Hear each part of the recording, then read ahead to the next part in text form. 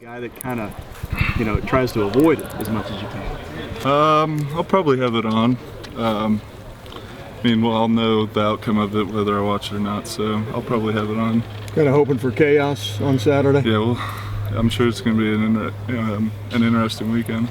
Do you look at yourselves right now, especially the way you're performing against Michigan, do you all evaluate yourselves as one of the best 4 teams out there, or is it something you all feel like you can do? Yeah, I think what we showed the country on Saturday is what people have been waiting to see all year.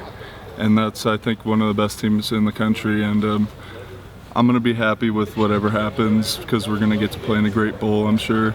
But if we get lucky enough to get to play in the playoff, which I do deserve, we deserve to be in, or do think we deserve to be in, I'm going to be really happy. So, like I said, we'll see what happens this weekend. What are you thinking when you tip the ball to yourself and you're running the other direction with it? Just what's going through your mind? Yeah, I was talking to some guys on the team about it, and pretty much all that went through my head was run, run. And when I saw him behind me, I was like, do I cut back? Do I stiff arm? I have no idea what to do. I've never really had the ball in my hand for more than, other than maybe Wisconsin, but I kind of just fell in the end zone. But I was just kind of thinking run.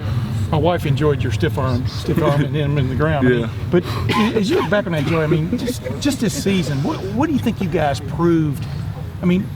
As you sum it up, kind of like looking back and stuff, was just a kind of a strange year, yeah. For you guys in particular? Yeah, I think this last week we proved that we have a lot of good guys on our team. We stuck together even after a hard loss, and all the media, whoever was saying whatever, and we came together because we all love each other and we all want the same thing, and that's the win. And we proved that we're just a great team full of great guys, that we were able to bounce back from a loss like that. What's the scenario you see playing out this weekend if things go well for you guys? What's a game you've definitely got your eye on, I guess? Of course, we'd all love to play in the Rose Bowl. That would be awesome if we couldn't get into the playoff. But like I said, whatever happens, I'm going to be happy. Joey, you said Saturday was the win that people have been waiting for. Why did we have to wait for it, I guess? I wish I could tell you the answer to that. I think we played good football all year. It's not like we were playing bad. We're 11-1. We had a rough week, but I think it just takes that adversity to really bring a team like us together and really show what we can do. Is it going to be hard to watch, Joey, the Big Ten title game? You've been in it the last couple of years, won it last year. Just what's it going to be like watching it? Of course, you want to be in that game, and it's going to be tough, but what happened, so we're gonna wait and see what happens. Who do you like? As you size up those two teams, are you intrigued by that matchup? I don't think I've watched 1 second of Iowa really, but Michigan State, of course, is a good team. Can't really say anything about them. They came in our house and beat us, but I can't really pick who I'm going to cheer for in that game. Joey, were you friends with Rudock in high school at all? Yeah, I actually texted him after the game, make sure he was okay. He has I don't know if I'm allowed to say what he has, so I'm not going to, but it wasn't that serious. Just made sure he was okay. We messed around with each other, talked about funny rivalry and all the great comments I got on my Instagram post about how classless and how much of a dirtbag I am for messing with one of my friends from high school, but we both had a laugh, and he's doing fine. Your reaction after that sack, though, it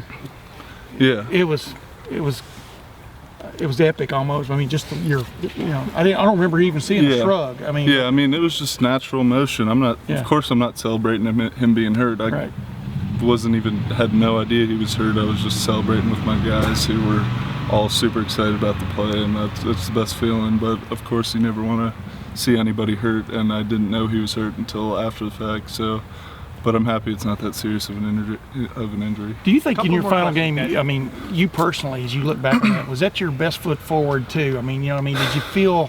And obviously, you're a finalist for for Lombardi again, and you're all big. The defensive lineman of the year again in the Big Ten, and just.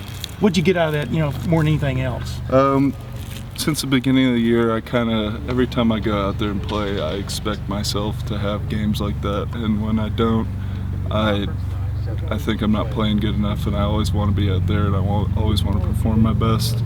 But as long as we're winning, like I always say, I'm happy.